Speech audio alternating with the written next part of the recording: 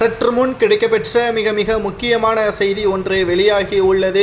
எடப்பாடி பழனிசாமி அவர்களுக்கு 7 ஆண்டுகள் சிறை தண்டனையா? வெளியான தகவலால் அதிமுகவின் நிர்வாகிகள் பரபரப்பு. அதாவது இன்று ஊட்டியில் முதல்வர் ஸ்டாலின் அவர்கள் கொடநாடு சம்பவத்தை பற்றியான தகவலை வெளியிட்டிருக்கிறார். அதில் சம்பந்தப்பட்ட ஒட்டுமொத்த நபர்களுக்கும் கிட்டத்தட்ட 10 ஆண்டுகள் வரை சிறை தண்டனை பெற்றுத்தராமல் விடமாட்டேன் என்று கூறியுள்ளார்.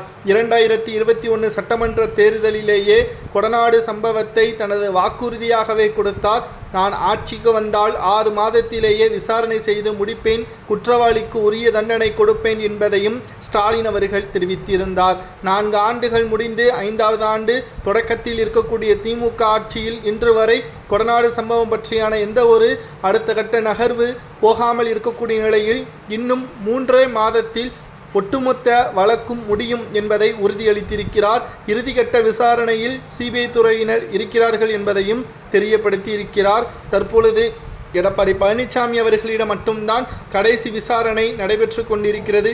சசிகலா மற்றும் தினகரன் ஒட்டுமொத்த நபர்களிடமும் விசாரணை முடித்த நிலையில் எடப்பாடி பழனிசாமி மற்றும் அவருக்கு நெருக்கமாக இருக்கக்கூடியவர்களிடம் விசாரணை தீவிரமாக நடத்தப்பட்டு வருகிறது.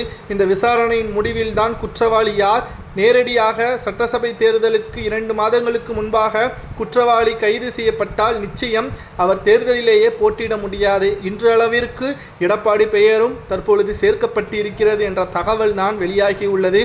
அதிகாரப்பூர்வமாக சிபிஐ துறையினர் வெளியிடவில்லை. ஏனென்றால் விசாரணை முடிவில் நீதிமன்றம் அறிக்கை வெளியிட்டால் மட்டும்தான் தீர்ப்பை பொறுத்தளவிற்கு குற்றவாளி யார் என்பதை உறுதியாக நம்மால் கூற முடியும். ஆனால் ஸ்டாலின் அவர்களோ நேரடியாக எடப்பாடி தாக்கிதான் பேசியிருக்கிறார் என்பதை நம்மால் நன்கு உணர முடிகிறது.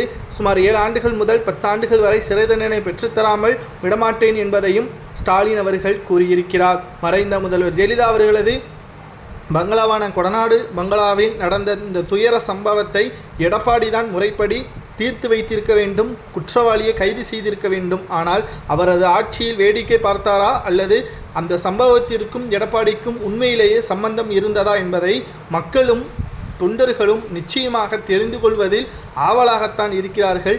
நீதிமன்றம் தீர்ப்பு யாரை குற்றவாளி என்பதை குறிக்கிறது என்பதை நாம் பொறுத்திருந்து பார்க்கலாம். உங்களது கருத்துக்களை கூறுங்கள்.